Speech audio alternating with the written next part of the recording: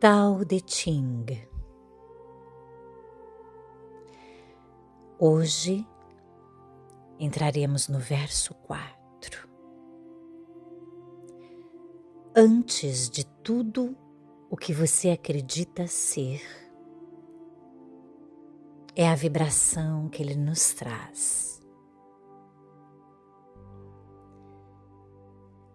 Antes, algumas perguntas a você. Em que momento da sua vida você começou a viver mais pelas expectativas dos outros do que pela verdade que habita em você?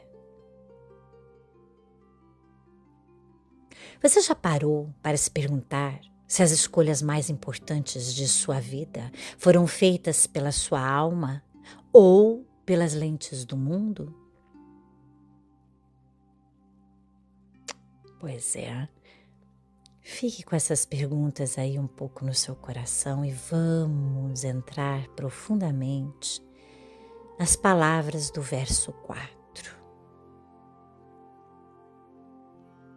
Começa assim. O Tao é como um recipiente vazio que nunca se esgota.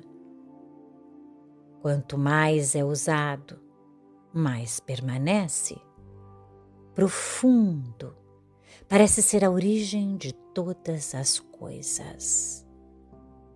Ele embota o que é afiado, desata o que está emaranhado, suaviza o brilho, une-se ao pó.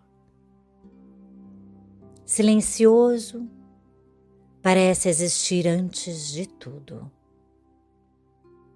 Não sei de quem é filho, parece anteceder o próprio Deus. Como eu vejo esse verso e como eu procuro viver isso na minha vida. Sabe, gente, há um momento na vida em que algo começa a nos chamar de dentro, não com palavras, mas com um cansaço silencioso da alma.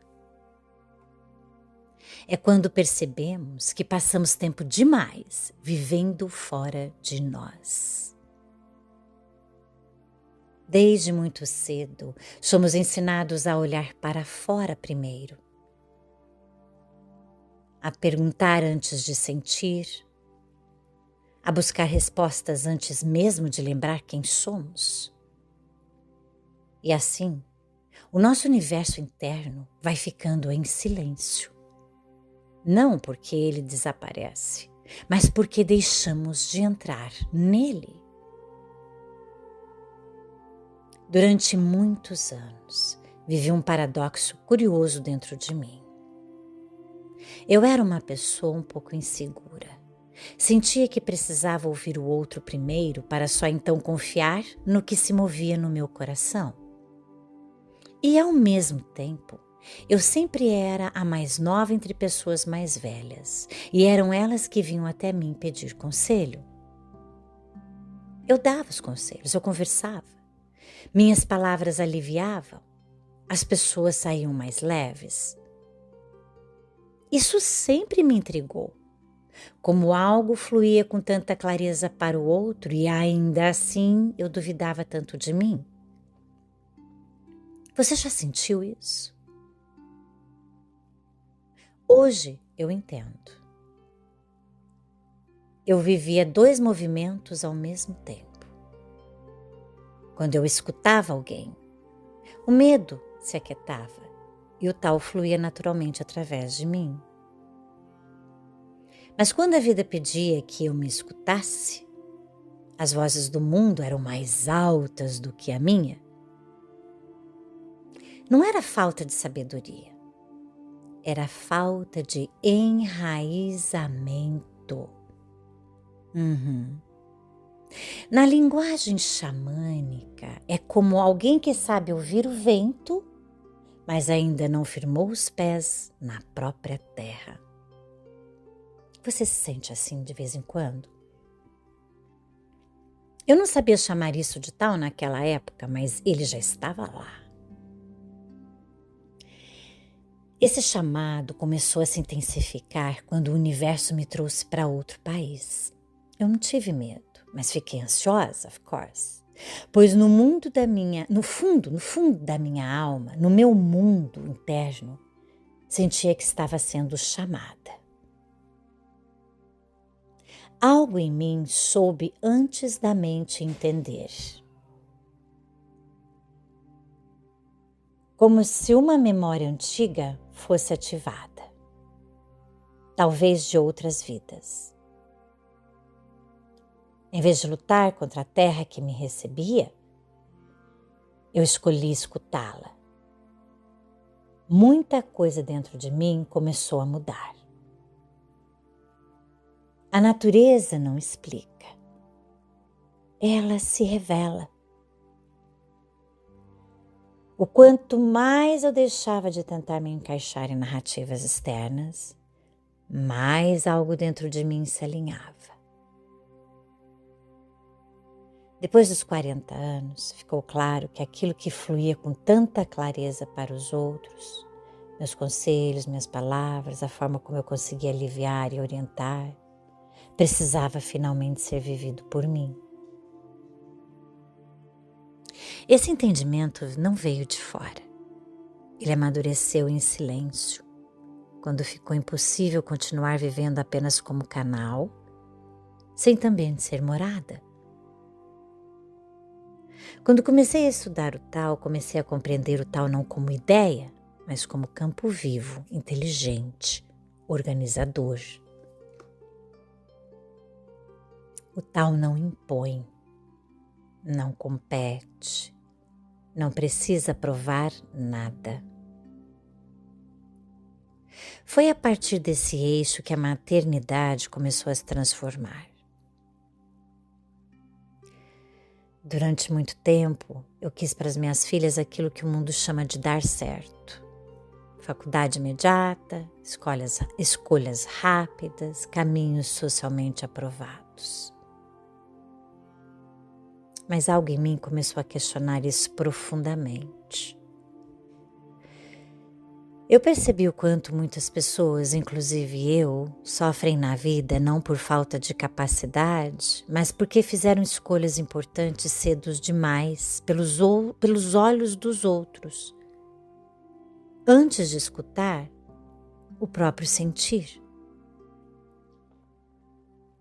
Nem toda alma sabe cedo o que veio fazer. E não há erro nisso. O Tao não tem pressa. Quando escolhi não forçar minhas filhas a seguirem um caminho apenas porque é assim que se faz, vieram julgamentos e comparações. Mas não me importava mais o que as pessoas pensavam sobre isso, pois sabia que o fato de eu estar em busca do meu eu maior seria mais importante para mim e para minha família, pois assim eu iria poder ajudar as minhas filhas a serem elas mesmas.